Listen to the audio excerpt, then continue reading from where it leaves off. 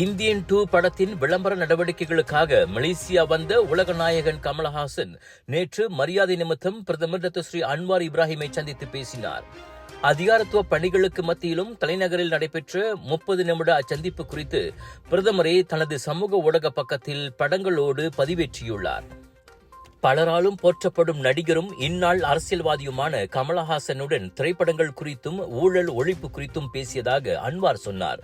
அச்சந்திப்பில் மஇகா தேசிய துணைத் தலைவர் டத்தோஸ்ரீ எம் சரவணனும் உடனிருந்தார். அன்வாரும் கமலஹாசனும் நேரில் சந்திப்பது இது முதன்முறை அல்ல. விக்ரம் படத்தை விளம்பரப்படுத்துவதற்காக 2022ஆம் ஆண்டு மே 29ஆம் தேதி மலேசியா வந்திருந்த போது அப்போதைய எதிர்க்கட்சி தலைவராக இருந்த அன்வாரை கமல் சந்தித்து பேசியது குறிப்பிடத்தக்கது.